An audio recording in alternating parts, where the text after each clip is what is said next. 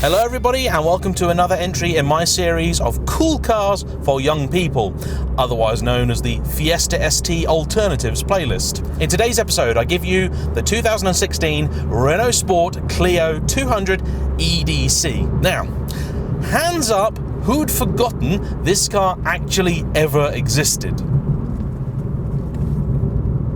The Renaultsport Clio is one of these cars where the manufacturer seemed to be absolutely, completely and totally at the top of their game, by far and away the market leader when it came to essentially super mini hatches. There was some stiff competition, but ultimately pretty much every generation of hot Clio, from the Williams up to the 200, was much adored by the motoring press, to the extent that it would often go up against proper fire-breathing supercars in twin tests, and many a time come away with the silverware. But when Renault launched this, it seemed like a great misfire, because 9 out of 10 or 10 out of 10 reviews magically turned into 7 out of 10, 3 out of 5. This was no longer a brilliant car. This was an alright car, but with some flaws.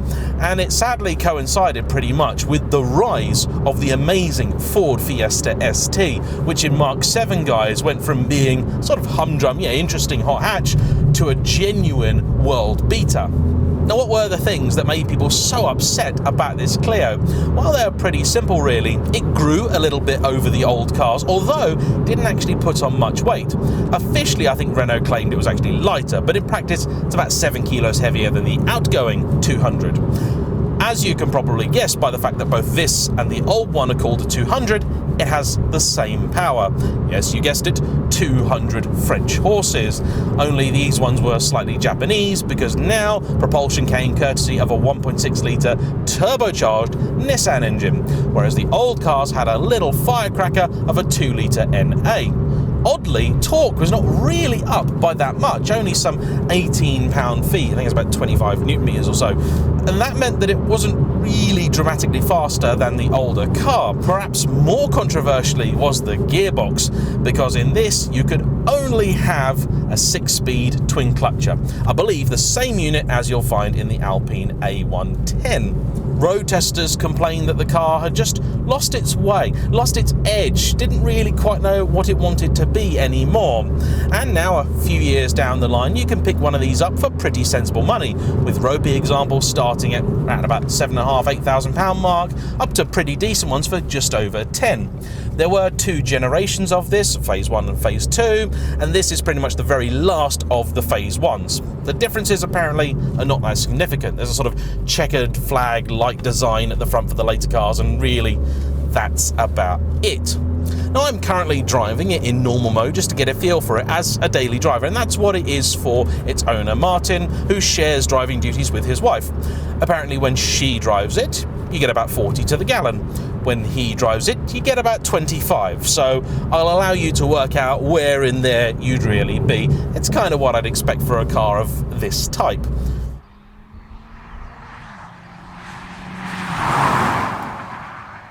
The infotainment is okay, the speakers are okay, the steering wheel is nice in the hand, a little bit chunky but actually not squishy, which is good. Material quality is poor. I know Chris Harris says that anyone who chooses a car based solely on interior materials quality is absolutely mad, but I think equally you'd be absolutely mad to accept something like this in a 50 grand car. Luckily, this is not a 50 grand car, and therefore it doesn't bother me at all, nor does the light-coloured and rather nasty headliner, the cheap sun visors, or any of that stuff. That's all things I can forgive. There are a few little touches in here to remind you you are in a Renault Sport product, not just your garden variety Renault. You get little flashes of red here, your little 12 o'clock marking on the steering wheel, some red stitching, a little bit of red on the gear lever down here. These seats don't look particularly amazing, but actually they're pretty good. They're very supportive, really hug you quite nicely without being too grippy. The dash I actually really do quite like, although it is quintessentially French. So you have on the left rev counter, which goes tragically to just under 7,000 RPM. In the centre, nice big clear digital readout for your speed. And then bizarrely, the right hand side binnacle is almost entirely given over to your fuel gauge. Seriously, like a third of this car's dash is just the fuel gauge. That's nearly as useful as old cars, you know, where instead of a tacho, you got a clock. But this is a cheap, accessible, super fun car. These aren't the sort of things that you'll often be too worried about.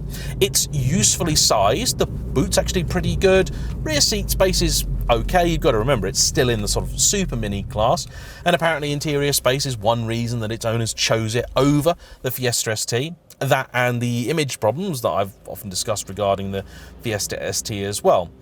In truth, I don't really see many Renaultsport Clios about, or if I do, I don't notice them.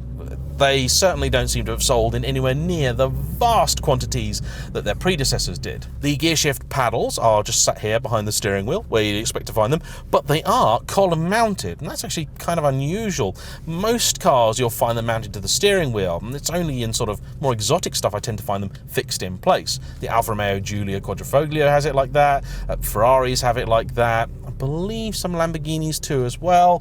Yes, the Gallardo certainly has it like that, Huracan I cannot remember.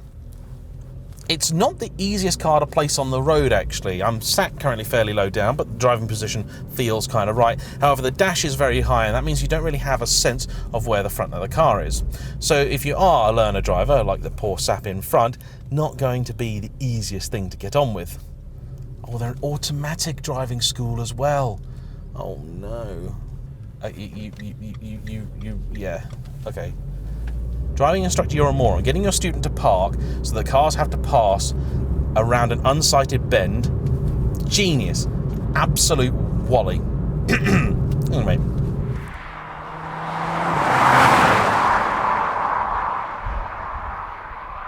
Rant over.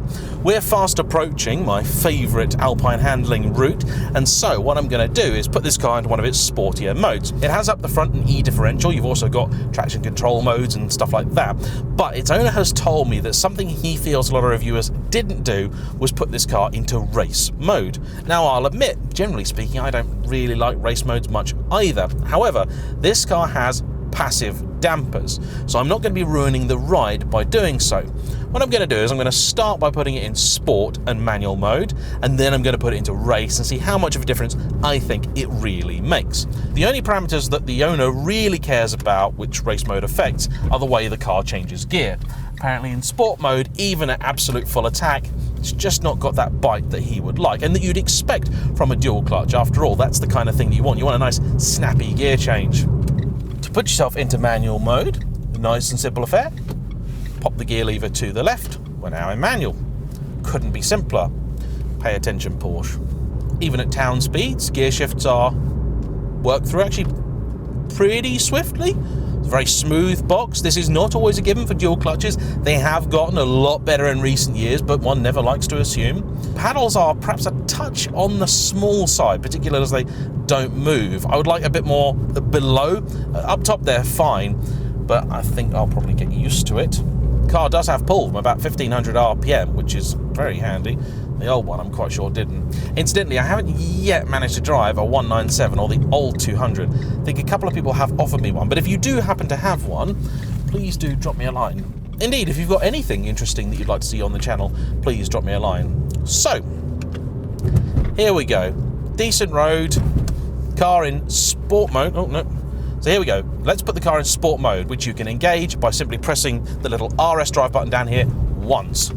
To get into race mode, you have to hold it down. Oh, even there, actually, I could tell gear shift's already quite a bit quicker, quite a bit more responsive. Oh, that's a fast shift. I like sport mode. Yeah, sport mode's good. I'm not even giving it any yet. So let's change that, shall we?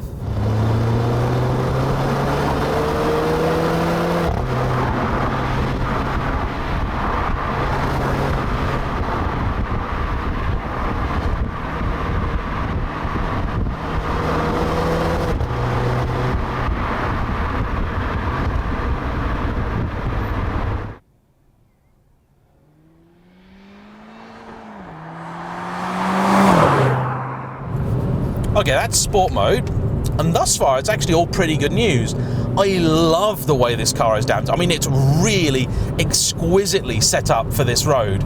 It seems just a little bit easier going than the Fiesta ST. Those got a bit of a harder edge to them. I don't think they're uncomfortable, not from memory anyway, but this is really exceedingly well damped. Gearbox does its job too. There's just a moment of delay on the upshifts when you're in sport mode, but not really anything to write home about. It's still a very enjoyable gearbox. But like I said though, I'm not yet in race mode. What this car does have though is a quite pronounced wobble, particularly under braking.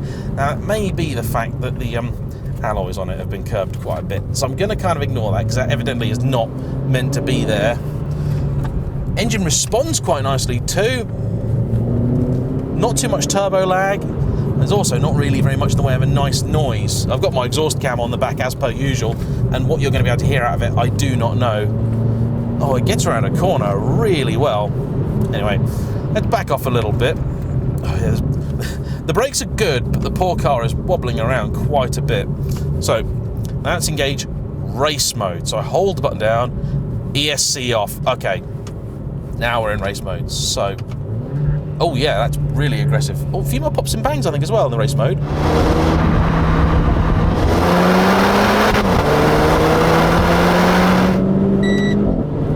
The beeps are my upshift warning. And to be fair, you have to really change up at that moment. Slightly annoying though, isn't it, to have it do that all the time? If there's a way to turn it off or not, I don't know. This thing is really, really quite well damped.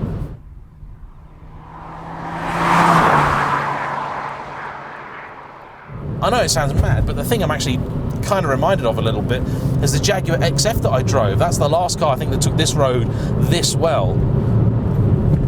I think perhaps this is one of these cars that suffered because its makers allowed it to grow up a little bit. And I've seen a few cars where that's happened, where a lot of people just get obsessed over cars that actually are quite spiky and don't really have very friendly personalities. And when they get rounded off a little bit, despite the fact they haven't lost any of their actual dynamic prowess, people don't tend to like it very much. And that maybe is the case here, because from where I'm sat, this does not feel like a car with any real dynamic failings.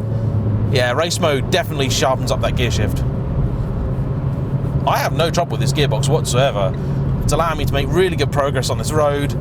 Is it more fun with a little manual in it? Yeah, maybe, but also as a daily driver, you probably want this. Torque steer, not really an issue. It's not a pleasant noise though, it sounds like a lot of air being moved. That's just what it sounds like, so the rush of air from that engine. That's a bit tragic. They did do a trophy version of these, I think, with a little bit more power, like another 20 horses or so, and actually another helping of torque. I'd be curious to see if you remap this, whether you'd actually make it better. I'm concerned that maybe you wouldn't. I felt that way about the Renaultsport Megane. When you remapped it, it got loads and loads more torque low down, but that then became its defining characteristic. It just had this huge hit of torque at like 2,500, 3,000 RPM, and then it tailed off almost immediately, leaving the engine feeling very much like a sort of one-punch thing. This has at least got a broad spread of power, and you do feel like it's something you actually want to let rev out. The seats are working really well. There's not the most feedback through this wheel. It's not wriggling around in my hands like a proper old-school steering wheel can, but it's really direct. You're in absolutely no doubt as to what the car's doing. Maybe a touch slower than some other steering racks that I've used recently, but then I have been driving cars with some pretty obscenely quick steering. So that is certainly not a point against the Renault, merely a point of observation.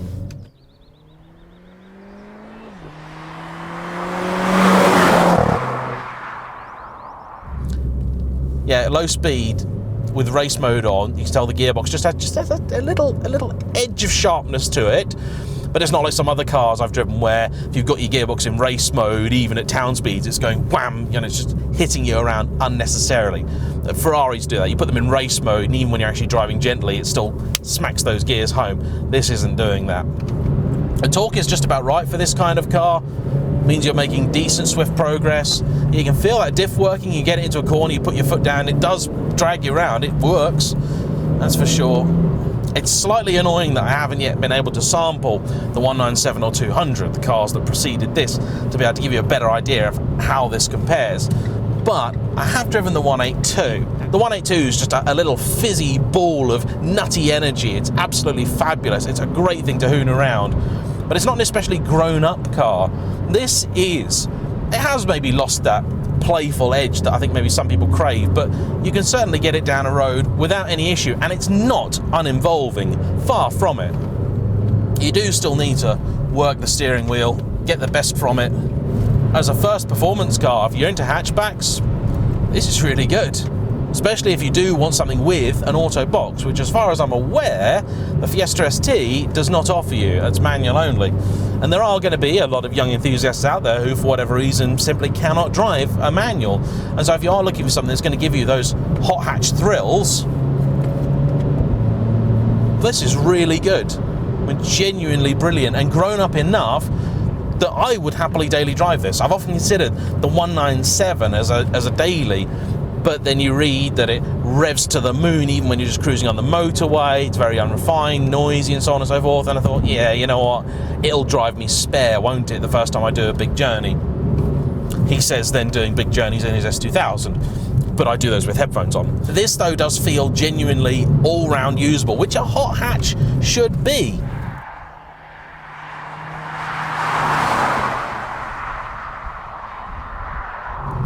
Apparently the tail end can eventually wag, but you'd need to be doing something absolutely thoroughly moronic to get it to do that.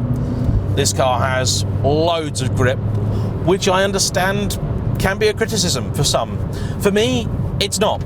I like this car, I like the confidence it gives me, I like the fact that I can still enjoy it, and you don't need to be doing silly speeds. Just doing the speed limit on a road like this, in a car like this, is a very, very enjoyable thing indeed.